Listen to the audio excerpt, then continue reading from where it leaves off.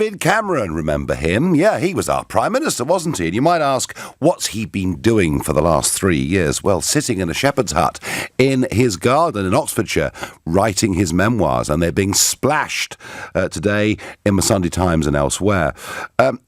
Interestingly, Cameron says that he doesn't really understand why so many people in the Conservative Party wanted to vote to leave the European Union. He didn't understand it then. He doesn't understand it now. He thinks that a second referendum is a possibility, like all former leaders, just trying to be helpful, of course, to the current leader. But he really uses the book just to lash out. You know, and he lashes out at Michael Gove, calls him a populist, a foam-flecked Faragiste. I bet that spoilt Michael Gove's breakfast this morning. He lashes out at Dominic Cummings and me. He says there's something of the night about us. That's not very original, is it? I thought when Anne Widdecombe did it, it was rather more effective. But he saves the good stuff.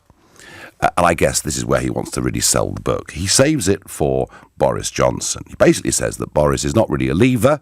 He made the decision to back the Leave side because it was to his own advantage for his career. He also says that when he talked to Boris about this, Boris said, this is during the referendum campaign, not after, that Boris was looking for a fresh negotiation following a Leave vote backed by a second referendum. So he's casting, real doubt on Boris Johnson's motives. And I'm asking, are Cameron's comments fair? Do they damage the Conservative Party, which already is having the most huge, I was going to say internal row, but it's actually pretty public, isn't it, if you think about it? Well, I thought to begin with, I'd get an opinion from somebody who is a Conservative Party contributor to Conservative Home, and somebody who's written and talked about the Conservative Party for many, many years. So I asked Harry Phibbs, what he made of David Cameron's memoirs. Oh, look, I think it's a shame because there are a couple of things. One is that actually I think David Cameron achieved rather a lot as Prime Minister in terms of reforms on the improving state schools and welfare reform, and it's a shame that he'll only be, so far as we can tell at the moment, remembered for this result which he didn't want over the referendum. So I think it's a pity if that's the only thing he's remembered for. And the other thing is, it's a shame that he seems to be full of apologies and misery over calling the referendum, because it was a lot of people obviously feel that it was the right thing to do for him to call the referendum, and the mistake he really made was to fail to get any decent substantive renegotiations out of it. And I think if he'd got a proper tangible renegotiation before the referendum, then it could have been a different result. Yeah, and he still very clearly doesn't understand why so many Conservatives voted to leave. He just doesn't get it. Didn't get it then, doesn't get it now. And then he's hinting that perhaps there ought to be a second referendum. I mean, does this put him on the side of Tory rebels? Oh, I think that is. I mean, it would be in terms of the referendum campaign. The person who was most clear and most emphatic about saying this is a once-in-a-generation decision. Your verdict. A Conservative Party loyalist who was trying to defend what David Cameron has written in this book. I won't even attempt to do that. I think it's self-serving nonsense written by a Prime Minister who was a total failure, who now appears to feel sorry for himself, busy lashing out at everybody. He's been quiet for the last 3 years ahead of this book, and I hope he's going to be quiet for at least 3 more years after the publication of this book. Are the comments that he's made fair and reasonable, or is it actually just yet more division and trouble for the Tories when he hints that a second referendum may be on the cards? And it's wall-to-wall this morning, radio and television everywhere, journalists talking to journalists about this book. But hey, over to you. This is LBC. What do you, the great British public, make of this? I'm going to start in Belfast by speaking to Albert, who's a new caller. Good morning, Albert. Good morning, Nigel. Can you hear me? I'm speaking on my mobile. I certainly can. Far away. First of all, I'd like to express my total anger on these traitors who have just hijacked our democratic vote from 3 years back and totally disregarded our wishes. That is one thing. In regards Albert, yes. Just stop you. I mean, it's Sunday morning at 10 o'clock and you're using a word like traitor. It's a very strong word, isn't it? Well, that's what they are, Nigel. All right. They're surrendering our sovereignty to a foreign power which we have never voted for. And from a personal point of view, Nigel, my granddad fought in 2 world wars. He didn't fight 2 unelected European dictatorships to be replaced by another one. So why, Albert, are so many people living in Northern Ireland, really, and I think in some cases genuinely concerned? I understand the arguments you make completely, of course, and I feel them in my heart myself. What is it that makes so many people still be attracted to this EU, so that they've behaved in ways in Parliament we'd never even have contemplated? What is it about the EU, Albert? What grip does it have on people? I personally think they're blinded to what really the EU stands for, Nigel. If they did the research, they would find out what the EU really does stand for. And basically, to call a spade, Nigel, the EU is the Fourth Reich, in my opinion.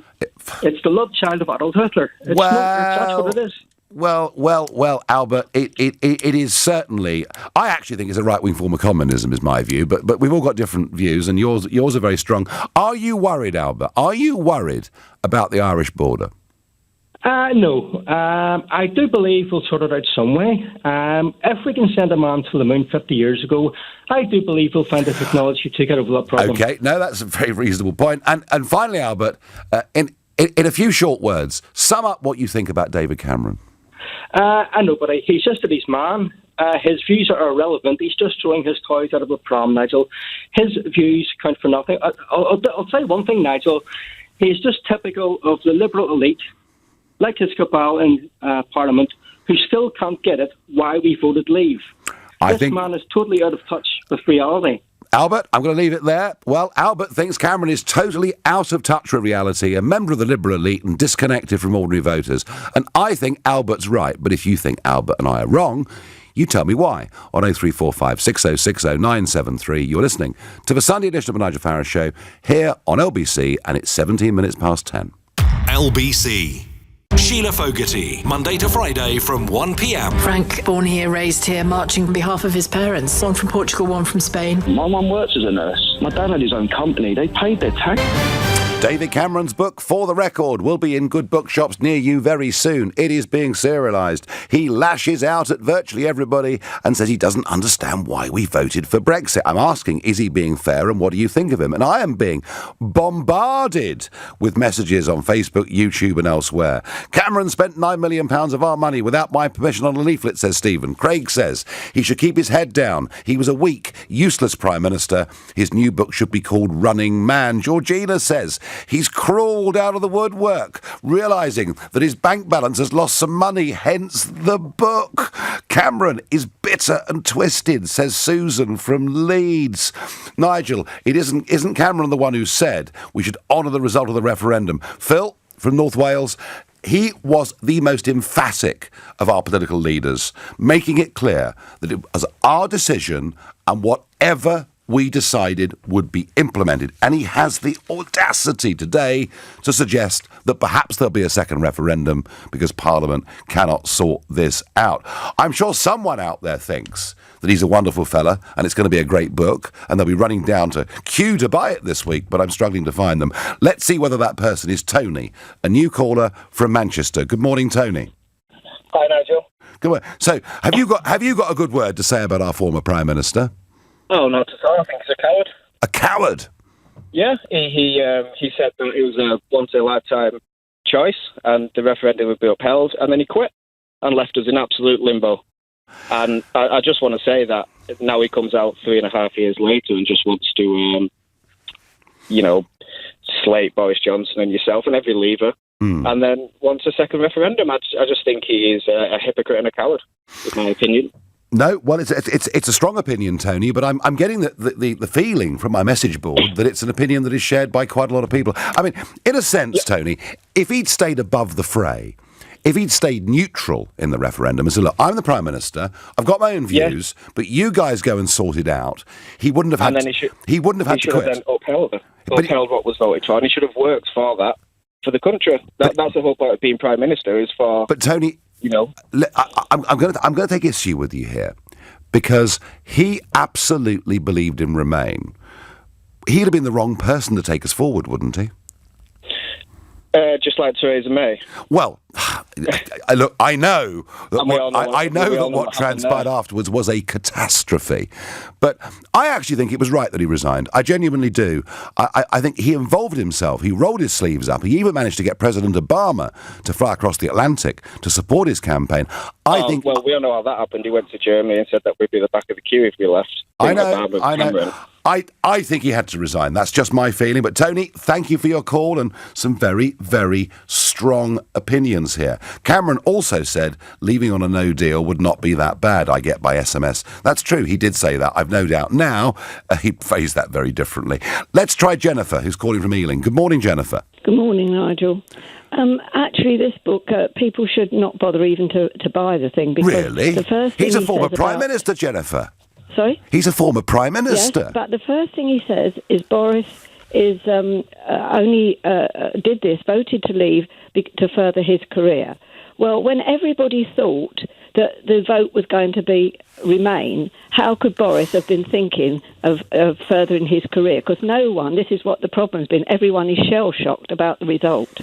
And when he says about all these ministers like Michael Gove and all those, when he's denigrating them, he's denigrating the British people, because it's the British people's vote that counted. Yeah, no, I get that. Almost like when he left, it was almost like Churchill walking away when he thought we were going to lose the war, instead of, working towards a proper result. And I just feel so... I've said it again before with you, and I'll say it again. What vested interests have these people got in the EU that when it all collapses, they want Britain to still be in it to help prop it up? They've all got something going on to do with the EU that they think it's all so wonderful.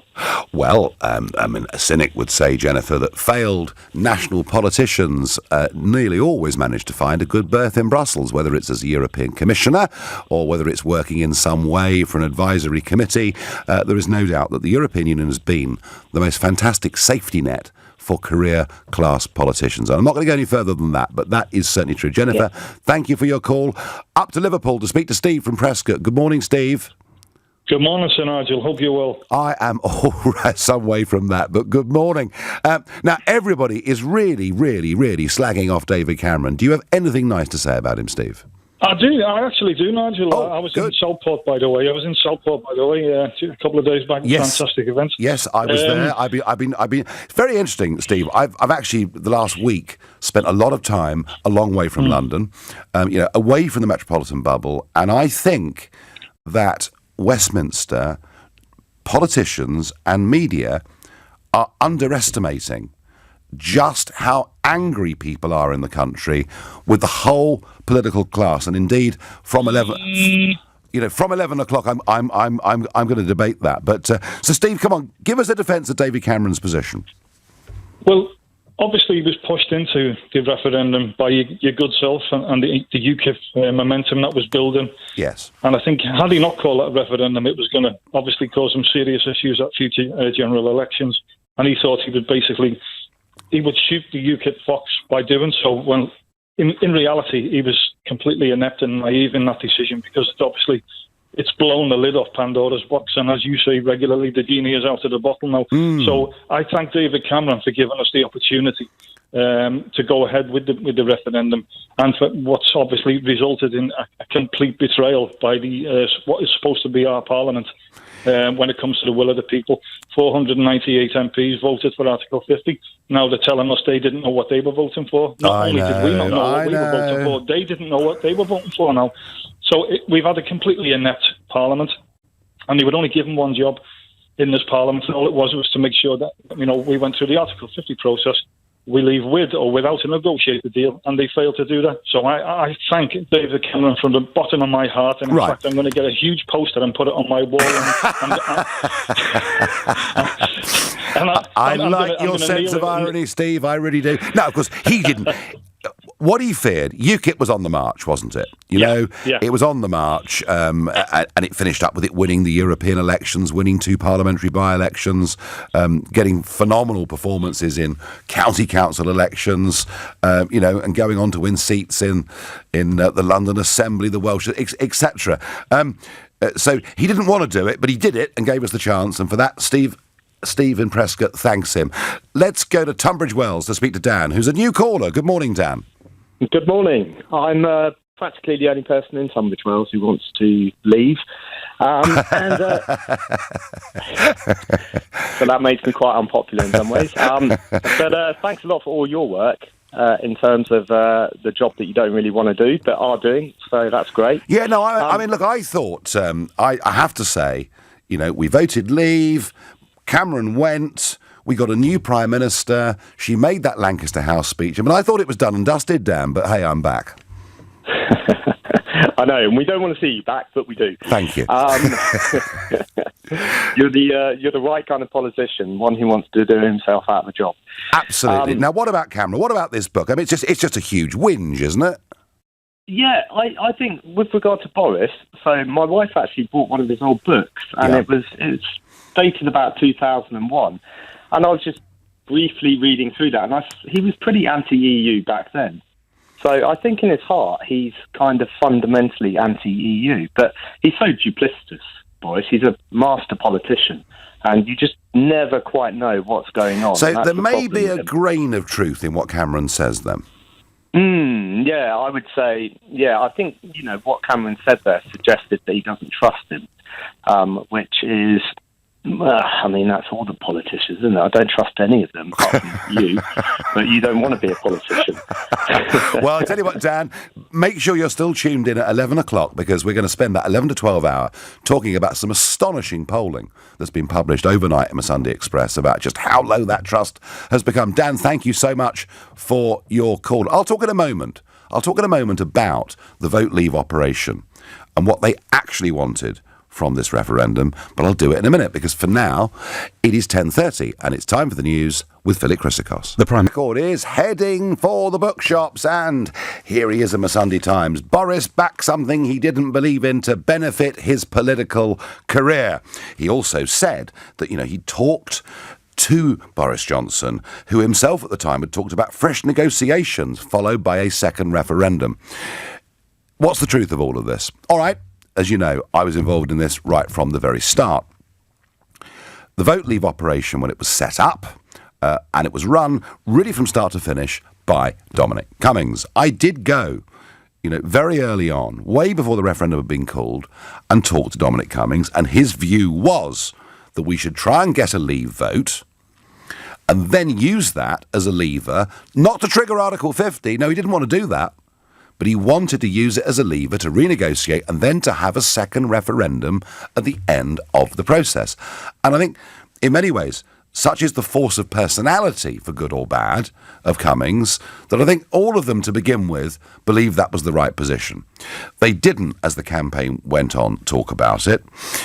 Was there also an element of careerism in what Boris did? I was convinced that actually many in Vote Leave did not think it was possible to win the referendum, but they did think they could capture the majority, the heart and soul of most Conservative activists, which meant when the succession to David Cameron inevitably came, that they would be in the pound seats to take over the Conservative Party. The apparatchiks would all go into number 10. Funny, that's happened anyway. Just took 3 years. So Boris was all over the place at the start of this referendum. And I remember him on the BBC not really knowing whether he was campaigning to leave the single market or not. But he soon sorted that out. And I would just say this. Cameron, there is some truth in what Cameron says about their position being really very, very confused.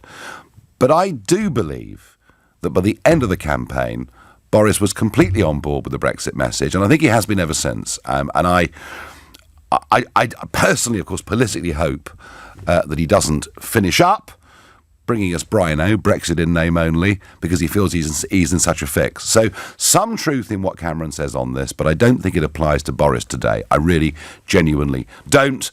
And on the bigger picture of the book, it's just a whinge-a-thon. I feel very, very little support for him. Lenny in Ashford does say that he supports David Cameron. Well, Lenny, ring us, because I'm looking for someone who does. On Facebook, Mark says, Cameron resurrected your career, Nigel. If he didn't grant that referendum, you wouldn't be necessary. No, Mark, it's the other way around, matey. He granted the referendum because I was the wolf coming up the path. And he feared mass defections. That's what he feared above all. It wasn't just that he was losing votes, wasn't just that he was losing activists on the ground all over the country to UKIP.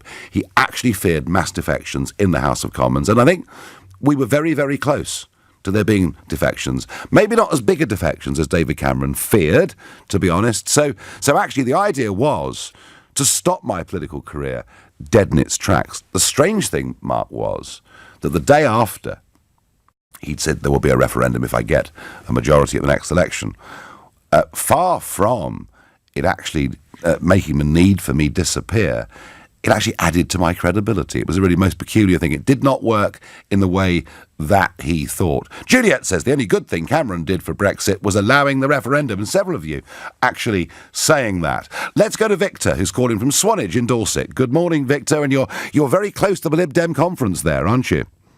We are indeed, just a few miles away. Great talking to you this morning. I just wanted to say in support of David Cameron, I was an ex-Remainer, and when David Cameron went to negotiations with the EU and showed up the true nature of the relationship with the EU, and I, as a result of that, and as a result of Merkel going over the heads of every EU PM, and letting in so many migrants from outside of the EU into the country without any sort of negotiation. That just turned the situation for me. And then whenever I started looking into what had happened in the past, and then understood the Maastricht Treaty, where John Major forced through the Maastricht Treaty over the heads of his own politicians, setting up the Eurosceptics. After a titanic battle. But Victor, Cameron's failure in the renegotiation that helped turn you from Remain to Leave, I mean, it wasn't deliberate. It was a failure, wasn't it? Cameron failed in that renegotiation totally. Yes, he did. And at the time he said he would put it to an in-out vote after negotiations. And if he'd stayed neutral and said, this is what I've got, it's your choice, and if he'd stood and did what he said, I would have supported him. I think that the best thing he's going to go down in history for is actually giving a referendum after something like 25 years after the Maastricht Treaty. One other thing I'd just like to say. Yes, I'm originally from Northern Ireland. I grew up during the Troubles there, during the 70s and 80s, and with regards to the backstop is just a negotiation tactic, and clever one. It's the EU who should be saying what they need to protect the single market. It should not be on the UK to protect the single market as a third party. I tell you what, Victor, that will be top of the agenda. By the way, thank you for your call, Victor. And that, folks, will be top of the agenda. Maybe the main news item tomorrow, although one never knows these days with defections and everything else. But David Cameron, got to forget about him. Please, please, please forget about him. Boris Johnson will be heading tomorrow to Luxembourg at a meeting brokered by the Luxembourg Prime Minister. And it's going to be Cameron and Juncker head-to-head tomorrow, and they will be talking about that backstop. They will be talking about whatever changes may be possible with Mrs May's failed withdrawal agreement, and Mr Juncker will report back directly to the European Parliament on Wednesday morning after that meeting. And don't forget, it's the 15th of September now. That crucial summit is the 17th, 18th of October. How much are the EU prepared to give David Cameron? And my guess is they're going to give something, but sorry, Boris Johnson, I keep saying that. How much are they going to give? And they're going to give something, but I don't think very much. Right, back to David Cameron. What is his legacy? Has he been fair in his condemnation of Gove, Boris, and indeed, to some extent, myself? Let's go to James in Merthyr Tydfil. Good morning, James. Nigel, Crossio and Merthyr Tydfil, how are you? I'm very well indeed. And of course, there you are, the birthplace of the Labour Party, but it's a Conservative we're talking about this morning. It's David Cameron. Do you feel kindly towards him, James? No, what I see, I don't know if you see it, Nigel, I see Ted Heath Mark II there. Oh. he will not be quiet.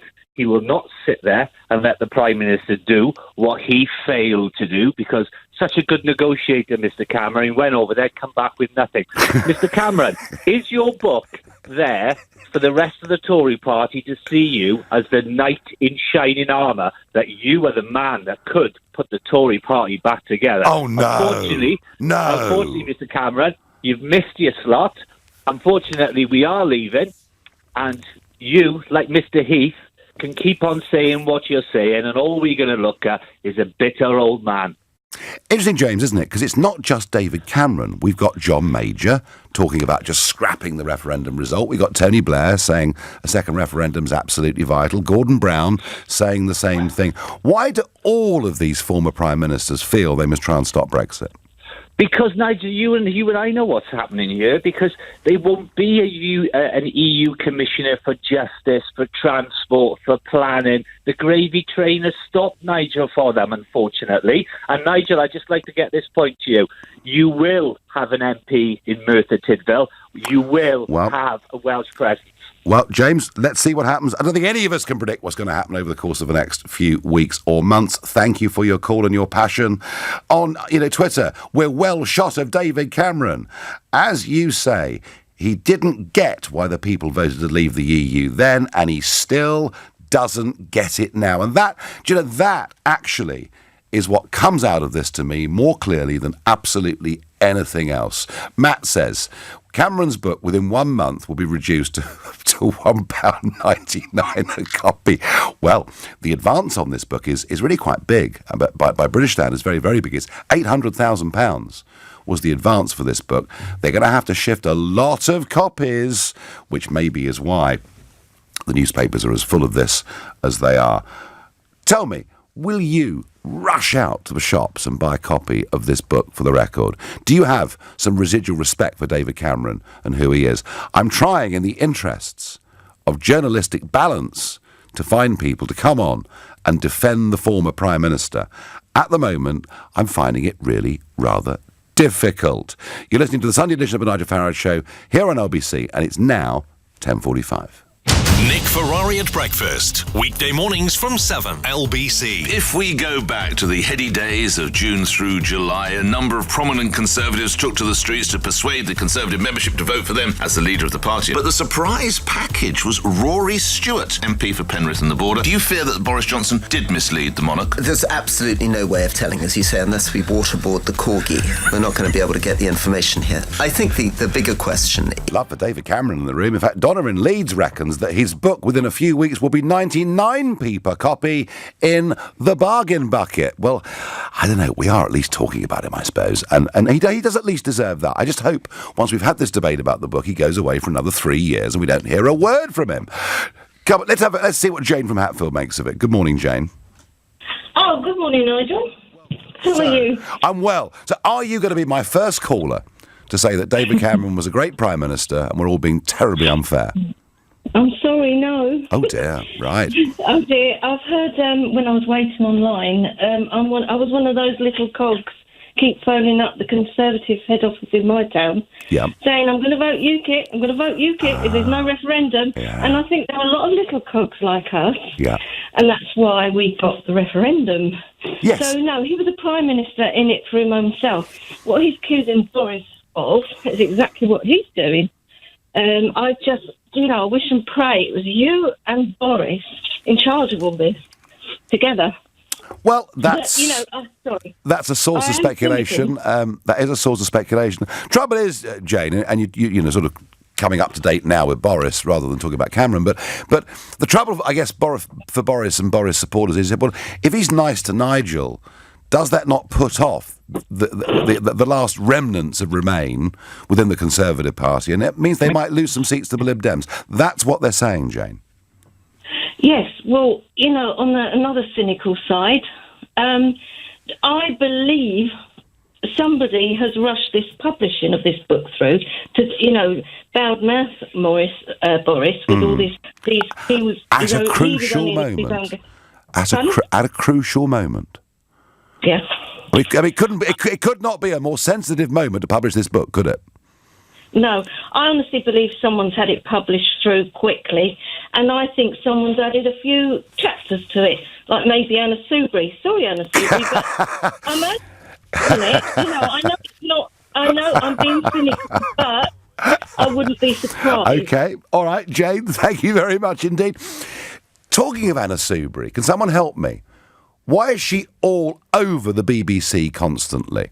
I mean, she's defected, helped set up a new party that fared catastrophically in the European elections. They've had a couple of rebrands since. I mean, she's clearly got a very, very insignificant following amongst the great British public, and yet she seems to be all over the BBC, whether it's talking about David Cameron, whether it's talking about Boris Johnson.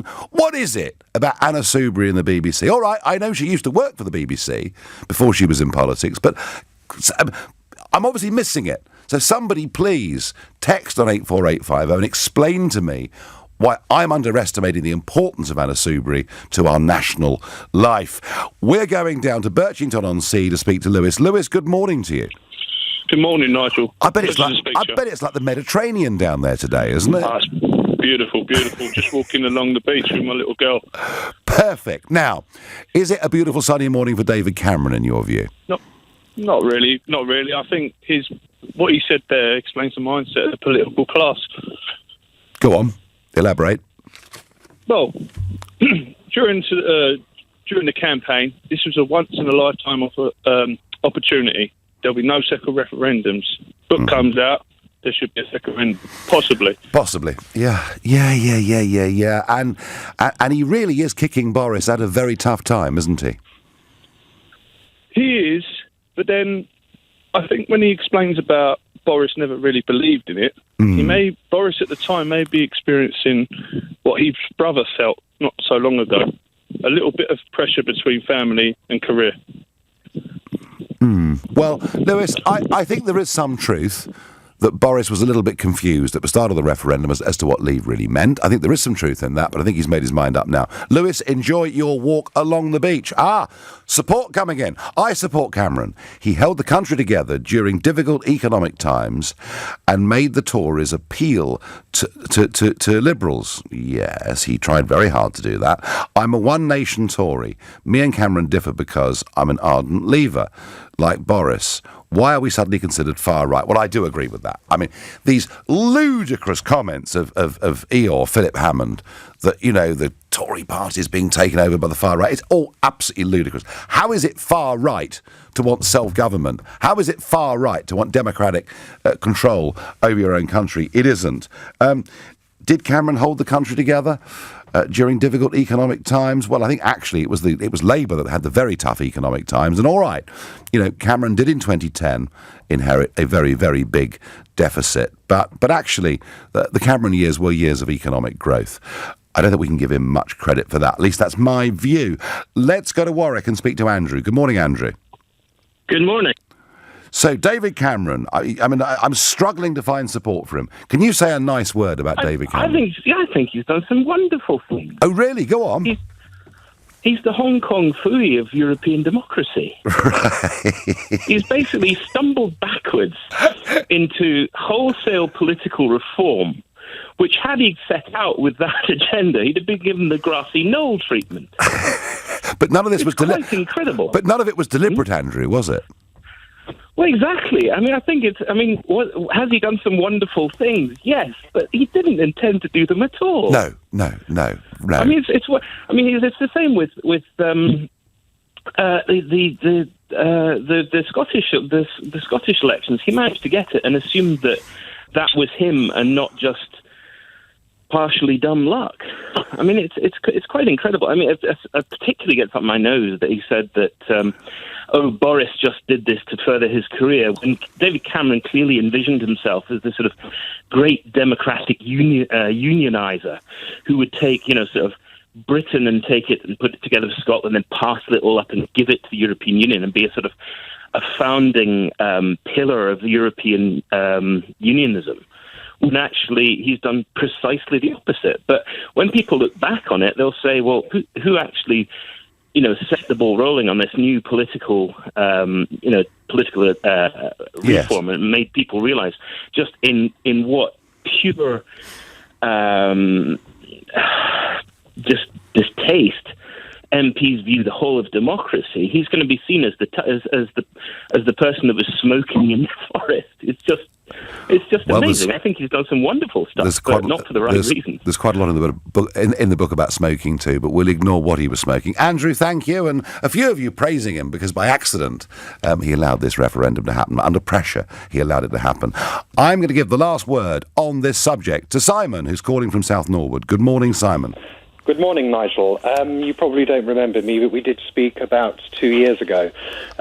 Before I say anything, I just want to say I did vote Remain in the referendum, but I'm a Democrat. Yes. And thank goodness for that. I accept the will of the people, and I want to leave without a deal, just to make that clear before I say anything else. Okay.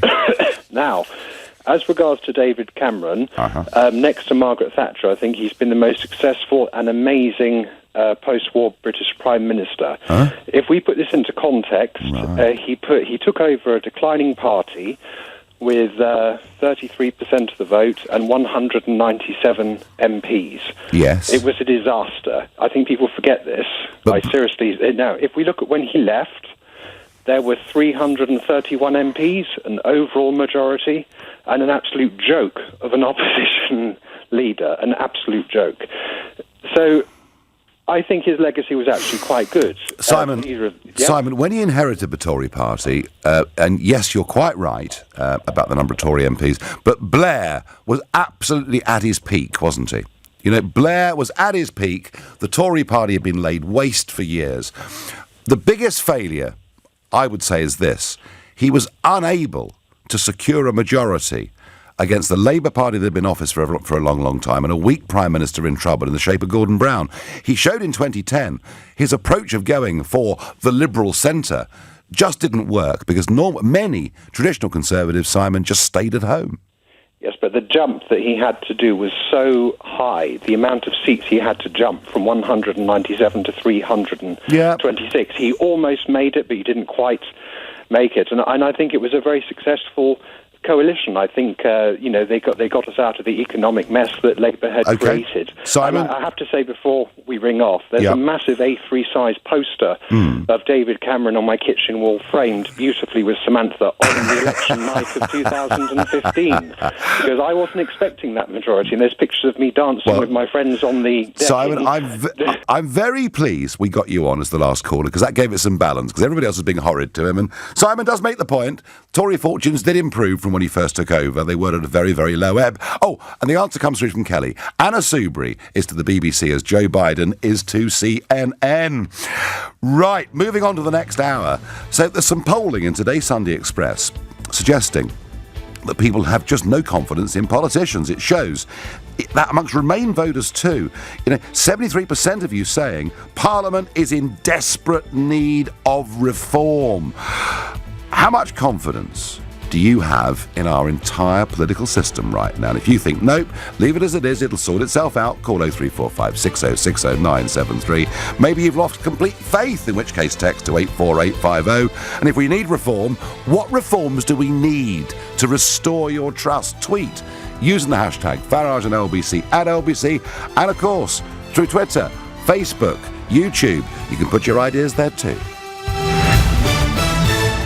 On your radio, on Global Player, and Play LBC. Leading Britain's conversation. This is LBC. From Global's newsroom at 11 o'clock, Boris Johnson is likening the United Kingdom to the Incredible Hulk as it prepares to leave the European Union next month. The Prime Minister says the Hulk always escaped, no matter how tightly bound in he seemed to be, and that's the case for this country. I've been talking about this over the last couple of weeks here on LBC. I don't think that Westminster or the media class in London actually get just how sick to death vast numbers of people are in the way that our political system works, and they want real big change. Interestingly, it's not just Brexiteers. Not just Brexiteers who think this whole thing needs changing, that it isn't working anymore. And is it any wonder? I mean, look at the news overnight. David Cameron, A-lister, Sam Gyimah, The kind of person that Dave thought would make the party friendly and encourage new voters, and so he could walk around without wearing a tie on and say, call me Dave, and all the rest of that bilge. So Sam Gyimah, overnight, has Member of Parliament for East Surrey, one of the most conservative parts of the country. And he's now a Liberal Democrat. Yep, he's down there in Bournemouth on the stage being cheered. Sam Gyimah joins the Liberal Democrats. And that, of course, follows on from Sarah Wollaston and others. And it seems now that MPs can chop and change. Chuka-Ramuna can change once and change again. And, you know, all these MPs moving parties. There's not been a by-election in sight. I mean, are you surprised that people don't really like career politicians when they see this kind of behaviour? I see what Gyimah has done overnight, and by the way, I'm not singling him out.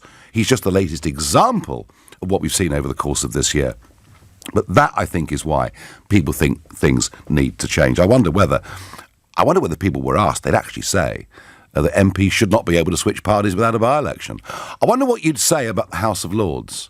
You know, looking at the list of people who seem to be rewarded again last week for failure and chucked into the upper house. So I think there's a real appetite for change. I think, and I can see it in the numbers, and I really do think that our confidence in this is breaking down. My worry is this. My worry is that confidence is breaking down so much that I begin to get I hope I'm wrong, but I begin to get the feeling that a lot of you might just think voting is pointless. And if we get to that situation, it'll probably allow the existing establishment to go on dominating us more and more and more. Let's test the temperature. Peter says, Parliament is fine. It's just the politicians. Let's go to John, who's a new caller from Rotherham. Good morning, John. Morning, Nigel. So, how do you feel about Parliament, our MPs, right now? It's an absolute joke. We need a complete shake-up in it. You know, I would say go for a general election, get rid of everybody that's in there, and just fill it up with Brexit Party MPs with yourself as the Prime Minister. Well, John, you clearly, as a Brexit Party supporter, can say that, and maybe my next caller will be a Liberal Democrat and say that. But isn't the truth of it, John, that with our electoral system, getting really big change in our representation is pretty difficult?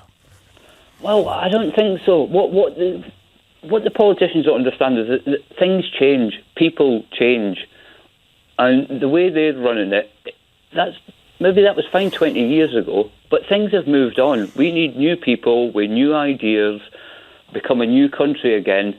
You know, once we've left, start all over again, and let's build, you know, a really great Britain. But John, when you're the man to do it, I think you should be Prime Minister. Oh, and I love your confidence in me, John, and that's very, very sweet. But let me ask you this: I wonder whether, for every John in Rotherham, there's someone living next door to you who says, "Do you know what? I'm sick of the whole blooming thing. What's the point of voting? It never changes anything." That's my concern, John. That people are becoming so hacked off with this, they might just stay at home. When I campaigned for Leave, people were saying to me, that was the biggest negative I came across. What is the point in voting? Because politicians will just do what they want to do. They told me, John, I want to vote Leave. I want out of the European Union. But what's the point? Because they will not do what we want. And 3 years later, I think they're right. I mean, what is the point in them politicians being in there? We need a general election. But they won't give it. But John, so many of them will lose their jobs. But John, that general election is coming, all right? Even if Oliver Letwin now wants to sort of keep this zombie parliament going until next summer or whatever, but there will be a general election ere too long. And John, if even 3 years ago, prior to the referendum, you were getting that reaction from people in South Yorkshire, there might be even more of them now who stay at home. No, I think we've had enough. All right. I think the Brexiteers, I think we've been quiet on it. You've heard Ramon. What of us Brexiteers? We're not the ones, you know, blocking off parts of London, complaining and moaning about it. If the Brexiteers were to rise up, it'd be a different matter altogether. Yeah, the trouble is that Brexiteers aren't the type to rise up, are they? Well, you know, if push is much further, there's only so far people can be pushed.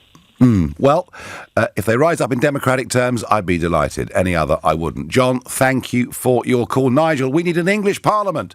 Abolish the House of Lords. Disestablish the Church. Sell off the BBC. Electoral reform and a written constitution. Phil from Tynemouth, I reckon we could sort all that out in about 10 years.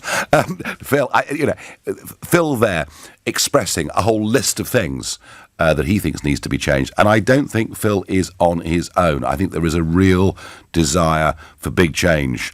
I think it proves, I get, that MPs changing parties is a career move. It's like changing your football team allegiance because they keep losing, says Malk in Surrey. I'm going to the Prime Minister's constituency of Uxbridge to speak to Tom. Good morning, Tom. Good morning, Nigel. So, it is a mess, isn't it? A terrible mess. What this country needs, Nigel, is a no-deal Brexit, get our borders back, get our Parliament back, and get a new party in power. We don't need the Conservatives, and we don't need the Labour. They both messed up. It's time to get a new country going with a third party in that's never been in Europe, that has never had any dealings with Europe, to start again fresh. But, Tom, even if we did that, don't our current set of institutions need reforming? Isn't that part of the problem here? I wonder if you've got to start somewhere, Nigel. No. I get that. But I think what's needed here is more far-reaching than just a new party emerging. I think we do need electoral reform. I think the House of Lords is a complete joke. I think that I do as well. I'd like to see us actually have the ability, occasionally on very big issues, to have more referendums, but to make them legally binding. I mean, there's some big stuff needs doing here, Tom, I think. There's a lot of stuff doing, but you see, with the politicians we've got, right, they're all jumping ship, etc. We need a strong government in with a new party that the people want, that will get this country going, right? We've got issues. HS2, HS3 with FIFO, but there's a simple solution to it. But nobody wants to get up and go ahead with it, because they don't care. They just want their... Tom, just reiterate to finish off here. Your simple solution is, say it again. My simple solution is, right, we need to get a new government in with a new party. We don't need the Liberal Democrats. They've been in with the Tories. We don't need the Labour. So fresh start. We don't need a total fresh start with fresh new borders, onwards and upwards, as they say. All right, OK, yeah. Tom. Well, Tom wants a new party. I don't think that's enough. I think we need much, much bigger change. Your ideas are coming through. Steph, abolish the unelected House of Lords in all its regards. Replace with a fully elected second chamber, the Senate. We have 141 counties and unitary authorities. Why not have one male senator, one female senator from each county? Gender equality will arrive. Well, Steph, again, there are so many dimensions to this, but the feeling that it's not working, I think, is very, very strong. I want to hear from Remainers. Who themselves feel disappointed about some of the behaviour that we've seen in Parliament. Or maybe you think some of that behaviour has been justified. I have to say that I don't. Some of it, I think, has been absolutely appalling. When I saw those MPs scuffling with the Speaker's chair, holding up placards, I thought I was watching Bolivia or Colombia or a third world country. I thought a colonel would come in with a funny moustache and a hat and a gun and take over. It's hard to believe that what's been known as the mother of parliaments has sunk to these depths. Let's go to David in Kingston upon Thames. Good morning, David. Yeah, morning, Nigel. What I think is that all of the cabinets, all of those that lead departments, they, at the very least, they should be qualified and experienced to do so. And if they're not, they don't have any business running that department. And the idea that they can shuffle around from running one department to the other shows that that's not the case. And if you actually look into their backgrounds of actually everyone in cabinet, none of them are experienced or qualified to do the jobs that they do. Do you know, David, you're absolutely right. You're absolutely right. I remember in Blair's time, a bloke called John Reid, Scottish MP, bright, very able, no question about that, and quite an impressive bloke. and you'd see him appearing, or hear him appearing for the Labour Party during tough times, and he was cool, calm, composed, a good operator. But here's the point. In the first 10 years of Blair's premiership, Reid held 8 separate cabinet positions for different departments. I mean, it's impossible to work that way, David, isn't it? Absolutely. And people would say, well, they have advisors, but they can ignore these advisors. Surely it's the advisors, if they're qualified and experienced to do the jobs, they're the ones that should be in charge. We wouldn't accept it in any other business, so why do we accept it for the most important jobs of the country? I mean, obviously that involves changing the political system. I quite like my local MP, Ed Davies. I've met him before. He's very helpful. But I don't vote Lib Dem, so I can't... If I want to... You understand what I'm saying? If I want to vote in a new government, I have to not vote in... the MP that I like. So let's vote for them separately. It doesn't really matter what political party they belong to. If they want to serve their local community, good for them. Or is there we'll vote them based on what they do. When it comes to cabinet, we really need to vote them in separately, don't they? For the ones, it's like a cherry on the cake of their career. I don't think there's an appetite to vote for cabinet posts, and of course it wouldn't work because cabinet members resign or get sacked. But Donald Trump, with his departments, has put a lot of people into very powerful positions who've never been in elected politics in their lives, but have been successful entrepreneurs. Is there some argument that maybe the government starts to use experts in areas and gives them, even though they're not elected? Or does that fail because they can't go before the House of Commons and be questioned? I think we should be able to vote them in. And at the end of the day, people vote for different reasons. Some people are particularly interested in education, and they might just vote on education. So let's give them the chance to vote for their own education minister, and so on and so forth. Not everybody votes for the full spectrum of politics, but everyone has their own little slice of the cake which they're interested in. So once a year, we vote in someone to run a particular cabinet. I don't see a problem with that. Why not? Let's get recruitment companies to get their very best. I think you're right in your criticism that we have people running departments about which they have not got the first idea. You wouldn't run a company like this, so why the hell would you run a country like this? I get that. When it comes to voting for them individually, I'm not sure, but a thank you for the ideas. You're listening to the Sunday edition of the Nigel Farage Show here on LBC, and it's 17 minutes past 11. This is LBC. When it comes to cruising, you don't want to feel like just another number. Thankfully, the new smaller boutique ships from Saga offer a more personal service. There's a door-to-door chauffeur to take you to and from the ship. Bon voyage, Mr. Goodman. Cheers. Every cabin has a balcony with a sea view. Beautiful. Dine at one of the intimate speciality restaurants. Delicious. And each ship has a whole host of venues to match your mood. And guess what?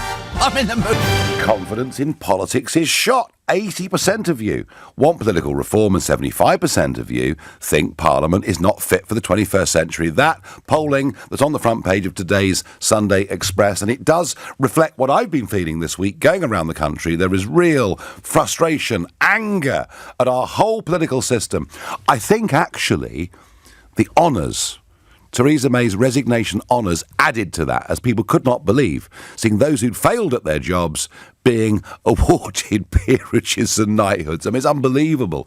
There is a huge desire for change. Now, we talked in the first hour a lot about David Cameron, about this book, For the Record, that is coming out. And from tomorrow morning at 7 o'clock, when Nick Farage is on, he will tell you tomorrow morning about his upcoming interview here on LBC with David Cameron. So you'll get David Cameron himself on LBC this week with Nick Farage for a big interview.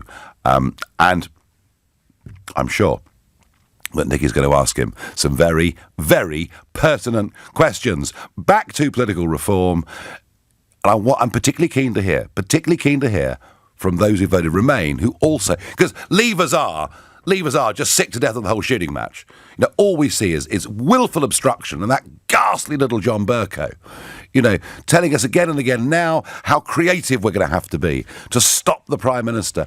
And people are really, really, Leavers are furious. But I'm also keen to hear from Remainers, who also, clearly from these polls in huge numbers, want political reform. What kind of reform do you want to see? I'm going to Peckham to speak to Josh. Good morning to you. Hi, how you doing? Good morning. So, I mean, do you sit there and think, what's the point of the whole thing, like so many others? No, not really, actually. I am one of the few people that probably has a lot of faith in career politicians. I think politics is weird in the respect that it's the only trade in the entire world that we give people no credit for being experienced at. Why do we not want people that know how the political system works? Why do we not want people who know how to get legislation through and who know how to sell an argument? Why is that a bad thing? Because I suppose you're talking more here about people who would work in the bureaucracy, would work in the civil service. Surely what we want from politicians is something a bit more than that. No, I mean, I agree with that point, but I think when you lambast all career politicians, you're basically writing off a huge group of people who, the majority of them are good constituents, the MPs, they work hard, but because you don't necessarily like their stance on Brexit, you write them off as being careerist, and you write them off as being not having the interest of people. I don't like their stance on anything, because they don't actually have a stance on anything. All they give a damn about is getting re-elected. I'll tell you an experience, Josh, of mine that really, really turned me on this. So, back in 1999, I was elected to the European Parliament. And I remember late in 2001, coming into 2002, I was in the coffee room. At least they did sell coffee there, other stuff too, but I'm in the coffee room in Strasbourg.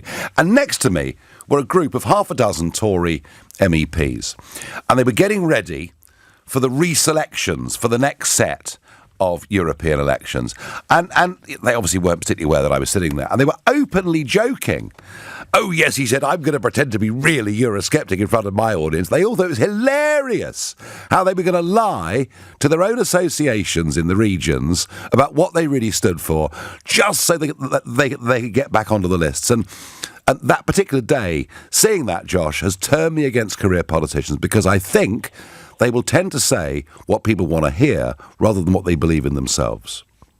But Nigel, wouldn't you class yourself as a career politician if you spent the last 20 years in and around the European Parliament and lobbying for things that you care about? Is that not a fair assumption? Well, I've been lobbying to get rid of my job, not to get re-elected. But you fought an election, and you fought every time there was a European election. I didn't want to. But no one forced you to do it. Well, I think they did, actually, because if I wasn't doing it, who else? Who was going to be there? I mean, back in March of this year, it looked like Brexit was finished. Second referendum was going to be inevitable. We weren't going to leave on March the 29th. Mrs May was still Prime Minister. So I came back into it, Josh, I believe, out of political necessity. So for you personally, it's a higher calling that called you back into the game. But for other politicians who've been in the game for 20 years, they're doing it for purely selfish reasons. You don't think that they feel a higher calling, they feel a purpose? No, some of them. Josh, some of them do. No, of course, some of them do. And you'll meet people from the right, centre, and left of politics who are genuinely motivated, and they're in politics.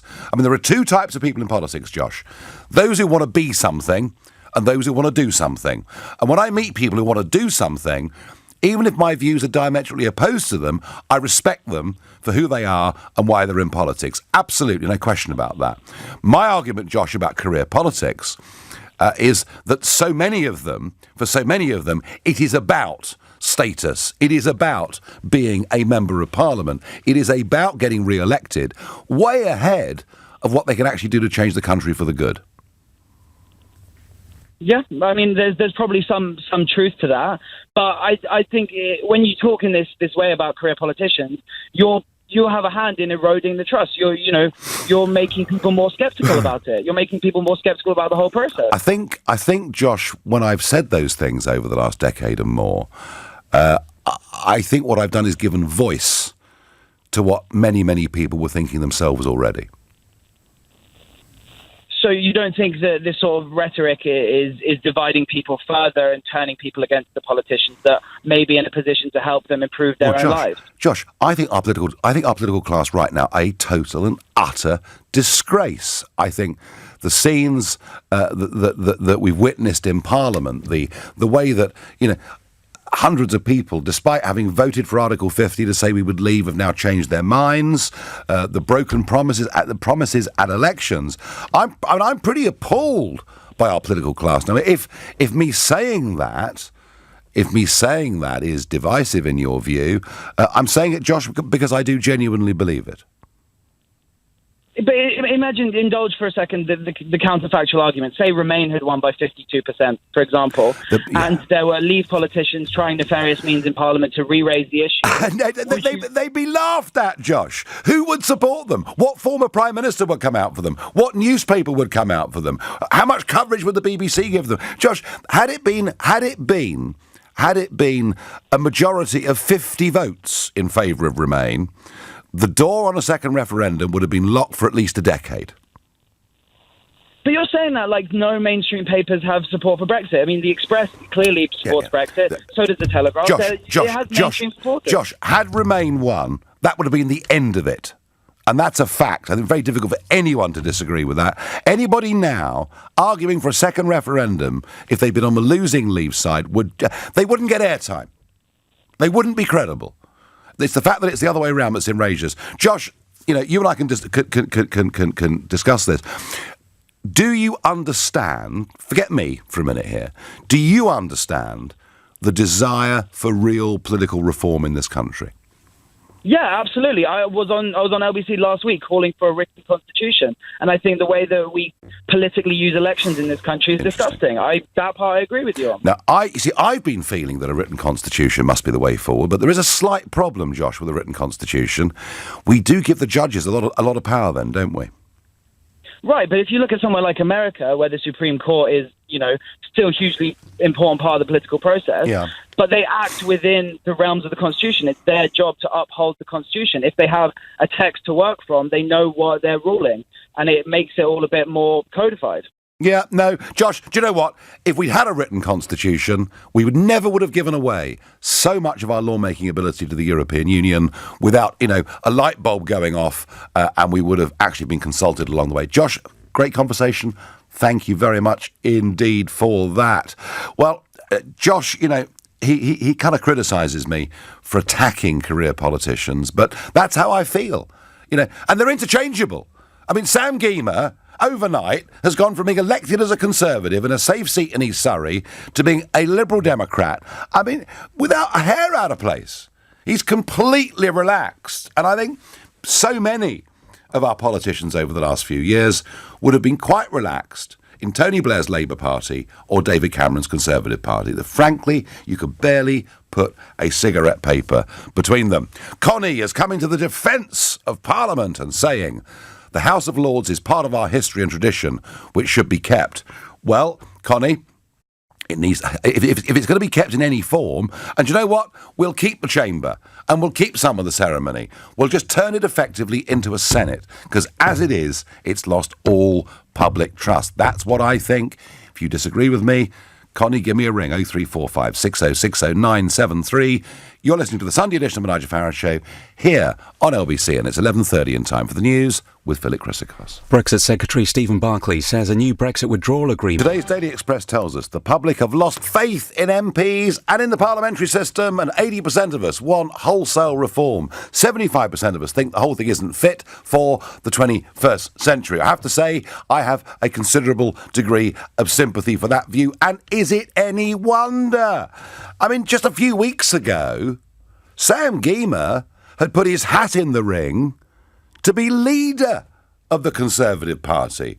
So, I mean, he must have been quite happy with them then. And then overnight, we hear he's joined the Liberal Democrats. Now, of course, he did lose the whip earlier on this month because, of course, he backed the other parties over a no-deal Brexit. Yet, Mr. Gyimah, you were elected on a manifesto that said no deal is better than a bad deal, and yet you went against the three-line whip. He's now the 6th Member of Parliament to defect to the Liberal Democrats so far this year. Not a by-election in sight. Let's hear Mr. Gyimah explaining himself. We cannot assume that our institutions and our democracy is immune from the populism that is sweeping other democracies. Liberal Democrats have a unique opportunity to make sure that we fight to defend those values and create a new force in British politics. Yeah, I think what he means is the Liberal Democrats have a unique opportunity to stop democracy, because he's now joining a party that want to revoke Article 50. They actually want to scrap the referendum result, pretend it never happened, and take us on to the United States of Europe. I just think it's completely unacceptable for someone like Sam Gyimah to have been elected on the manifesto that he was, to represent the people of East Surrey, and yet to go off to a party that now wants to revoke Article 50. Completely unacceptable at every single level. I think it's absolutely awful.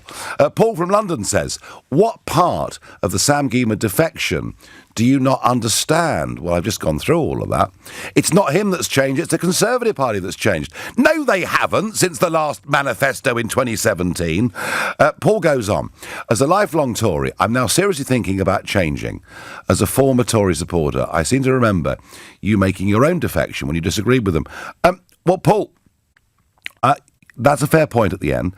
I was in the Conservative Party as a member from 1978 up until the early 1990s.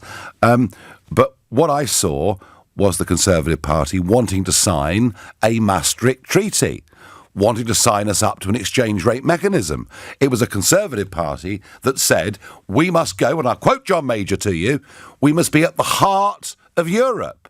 And I said, but I don't want to be at the heart of Europe. You know, Mrs. Thatcher didn't want to be at that. So I left the Conservative Party because it was making the steps in that direction, and I think that's a perfectly reasonable position. Sam Gyimah was elected in 2017 on that manifesto that made it very, very clear that whilst they wanted a deal, no deal was better than a bad deal, and that the referendum result would be honoured. And he's gone to a party that wants to revoke Article 50. Paul, I put it to you, there is no comparison between what I've done and what Sam Gyimah has done. None whatsoever. Let's go to Harrow and speak to Dara. Good morning, Dara. Hi, Nigel. I think really the main problem that we have, apart from needing to reform the electoral system, is that too many of our MPs have just gone through the university system. And I myself, I'm a uni student, and I see what happens inside. It doesn't happen everywhere, but it does happen in quite a lot of places. I see what happens in student unions and other places, where lots of people think, oh, because I'm studying this, or because I have a degree in this, or because I have a degree in that, this and that I know better than people who haven't gone to university but have worked hard in trades and other jobs for 50 years. So there's some sort of superiority you're saying that graduates have? I mean, not all of them. Okay, no, I get that. But there is a certain type of graduate, and I think a lot of these are the people who would then go on and become political research, and then become councillors, and then become MPs without having done a proper job. You sound like me, Dara. You sound just like me. I've been saying this for 20 years. Go on, I'm loving it. Go on. And they and they take that attitude which they've developed there and has kind of become more ingrained and entrenched in them, and it transfers into the Houses of Parliament when they then go and become MPs. I mean, my family, Nigel, I'm the first in my family to go to uni, right? They didn't go to uni, but you know what? My mum and dad started working at the age of 16 and 18, and they did well for themselves. They worked themselves up from the bottom. They've made a good life for themselves. They bought a house. They had 2 kids. They might have grandkids. You know, nice family. And they voted out in the referendum for perfectly good reasons, and so did lots of people in my family. And I'm really sick and tired, actually, and I do blame my own generation for this, and perhaps some of the people in the one above. I'm really sick and tired of people saying, oh, you were thick, you didn't know what you were doing, you were racist, horrible, you didn't know what you were doing. And having loads of these MPs, and I say as someone who used to be in Labour but quit because of Brexit, Emily Thornberry is a good example of this, someone who thinks they know better than people and is therefore entitled to turn around to them and say, oh, you didn't really know what you were doing, let's vote again. I mean, the gall of these people, the actual gall of them to think that they can turn around to us and say, oh, we think we know better than you. Do you remember the Emily Thornberry tweet? Remember the Emily Thornberry tweet? It was the day of the Rochester parliamentary by-election, and there was a bloke there, a perfectly presentable, neat and tidy house with a cross of St George, because I think there was a big European football event on, or whatever it was. You know, and perfectly reasonable thing to do. The white van incident, isn't it? Yeah, and she puts this tweet out as if to say, gosh, look at these awful peasants living in Rochester. We don't have this sort of thing in Islington, you know. I mean, it kind of summed it up, didn't it? It It did. I mean, I just think, honestly, I mean, I did say I used to be in Labour, so Labour itself has a lot of structural change to make. The problem with the Labour Party, especially outside of London too, and admittedly I don't know too much about that because I study outside of London, but I do live in London most of the time, is that our traditional voters are Eurosceptic, because Labour was always Eurosceptic. Absolutely. For good reason too, because the single market is very neoliberal. I'm Eurosceptic for the same reason. There's a good left-wing case for it, and too many Labour MPs, and I see it up in the northeast where I'm studying with people like Anna Turley and Redcar, and there's a couple of others too. There are some good ones like Rayner and Lavery, and then you get some other ones who have jumped on the People's Vote bandwagon, who just, they can turn around in seats which voted 60, sometimes 70% out and call for another referendum. It's a complete joke. Well, and people up there are angry, and that's why they voted for your party. And I'll tell you something, I don't agree with you on absolutely everything. I probably disagree with you on economics and some other domestic issues apart from Brexit. But in the last 3 years, you were the only politician who's actually stood up, in my opinion, and spoken for people like me. And there are so many other Labour people out there who think, Nigel Farage, whatever we think about what he thinks on other issues, he's someone who's consistently said we need to respect the referendum results. The rest of them are there are five. This point is being really ignored too often in London. There are 5 million Labour voters who voted to leave and they're not being represented. Thank you. Now, my next caller, I'm thrilled actually, Sir Nicholas Soames has called in. Good morning, Nick. How are you? Good morning, Nigel. I'm fine. I wanted to take issue with you, if I may. Of course. On this question of career politicians, because I understand very strongly the point that you make. I also understand that a lot of people feel the same, but I really, with great respect, don't think you are completely right, and you paint a kind of caricature. I was a soldier. I worked in the City of London. Yeah. I have worked elsewhere in my life. I became a Member of Parliament in 1983. I'm standing down at the next election after 36 years. I do not think of myself as a career politician. I joined the Conservative Party because I believe very strongly, and I still believe very strongly, in its ethos and its principles and its values. And from time to time, those get veered off course inevitably by events and circumstances. But I think that to portray all members of Parliament as career politicians who are just in it for themselves is such a stupid and silly thing to say. Well, Nick, hang on. Most of the people in the House of Commons try to do a very good job, the best job they can, under very difficult circumstances. And the reason that we are all so bogged down in this dreadful European mess is because the country is split, the parties are split, Parliament is split, and it is very, very difficult to come to a conclusion that will serve best all the interests that we all know. Nick, two huge points you make there, all right?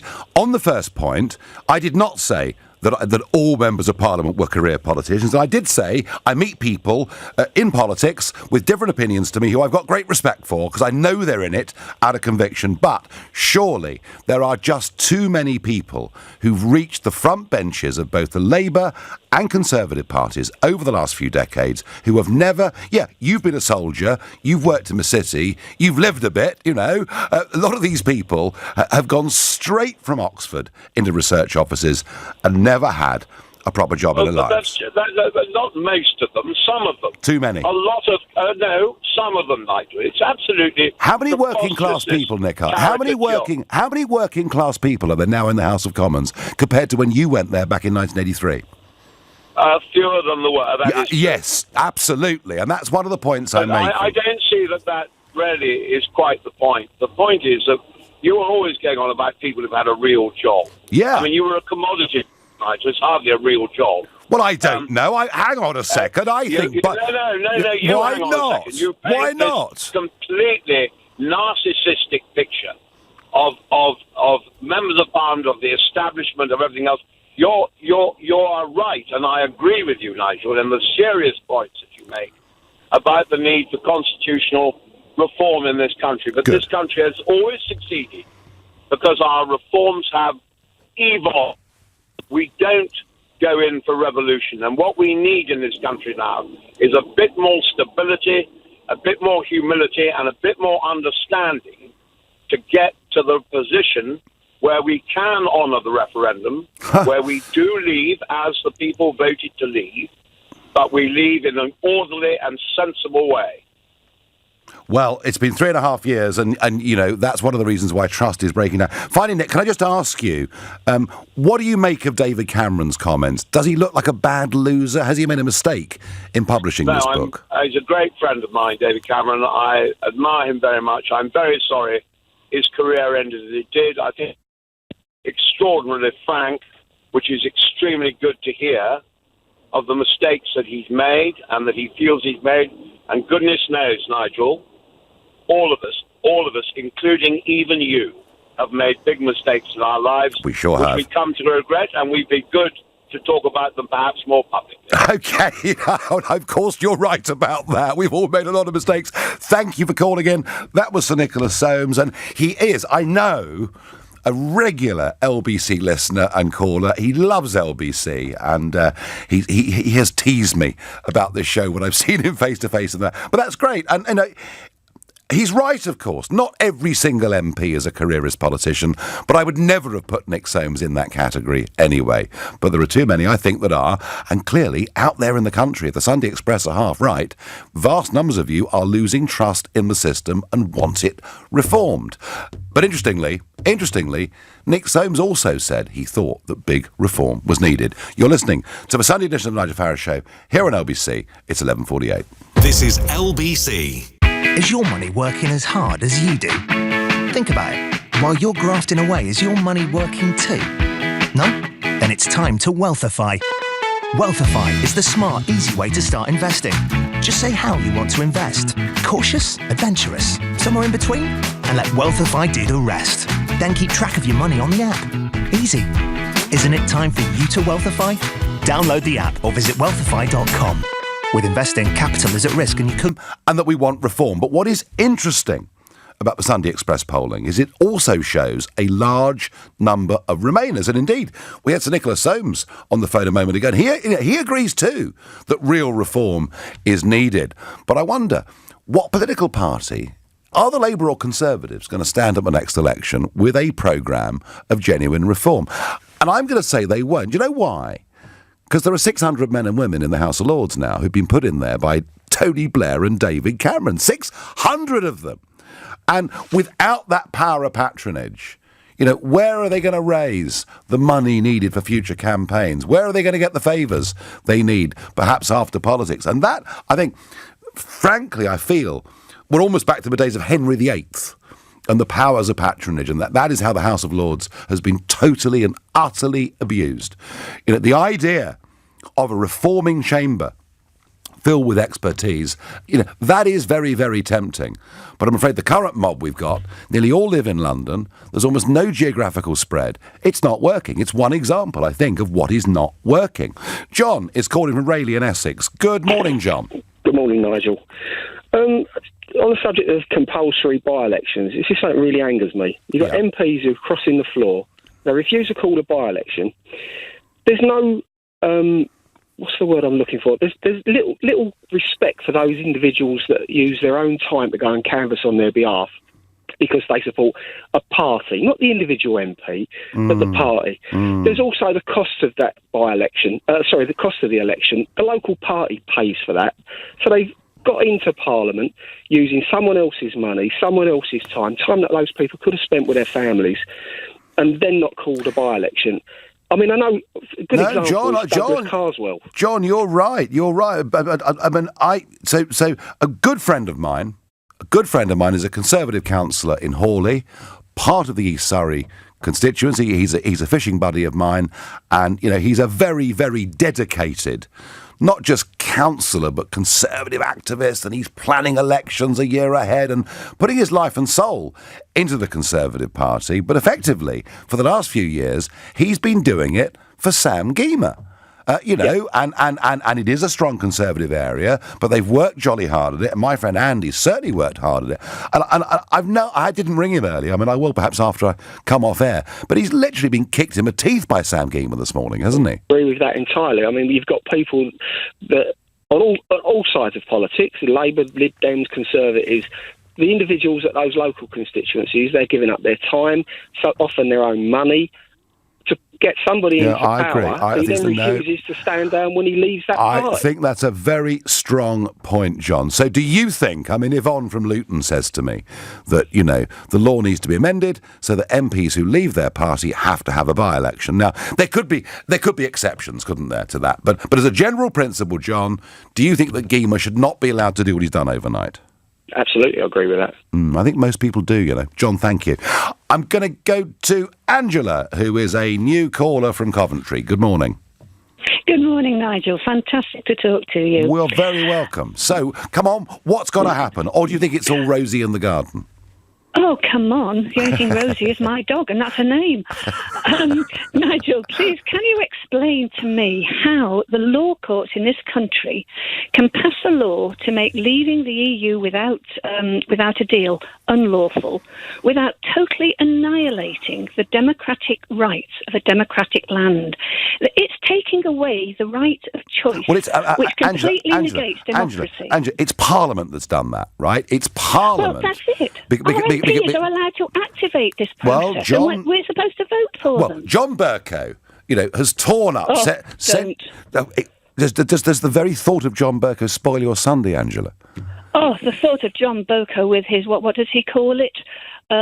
Artistic endeavours, or whatever terminology he decides. Creative endeavours. If that isn't, I know you don't like the T word, Nigel, but come on, when you're changing the laws of the land in such an undemocratic way, that is traitorous. Well, I mean, you know, Standing Orders Article number 24 has clearly been reinterpreted by John Bercow on his own. In fact, I'm surprised there's not some legal challenge against him to find out what his motive was. Absolutely. But we are where we are, and Boris, of course, as a result of this, is in a bind. I mean, Angela, Boris says, let's finish on this point of trusted MPs and politicians. Our Prime Minister says we are leaving on the 31st of October. Do you believe... Fair play to him. Do you believe him? I'd like to believe him. I think... I heard something on LBC this morning, and I thought how very apt that was. And that was that, I think it was on Andrew Castle's show, and they said that somebody had quoted the fact that public school people want to make a name for themselves, whereas general school people, if you like, you know, local council school people want to action things. Now, Boris, to me, seems to be somewhere in the middle, and I choose at the present time to believe that. He wants to do... He is the one person who is actually trying to do something. But if he fails, Angela, if he fails and we don't leave and we wake up on the 1st of November still members of the EU, that trust will have broken down even more, won't it? Oh, absolutely. But tell me, can it go much lower than it already is? Surely the only way is up. Well, we must be somewhere near the bottom. I think you're probably right. Angela, thank you, and thanks to everybody. Thank you to all the callers this morning, especially Sir Nick Soames, who phoned in, and that's provoked a reaction. Nigel, I almost split my sides listening to Nicholas Soames defending out-of-touch MPs. He isn't exactly from a working-class background, is he? Says Robert in Sittingbourne. But Fiona says, well done to Soames for putting Nigel in his place. And that, I guess, is what LBC is here for and what it is all about. Civilised debate of people with different opinions. Please enjoy the rest of your Sunday. I will be back tomorrow evening here at 6. At 3 o'clock this afternoon, it's Ian Payne. But up next, it's David Lammy. Thanks, Nigel. Coming up on the show, David Cameron has said in his memoir that Boris Johnson did not believe in Brexit during the referendum campaign and backed Leave because it would help his political career.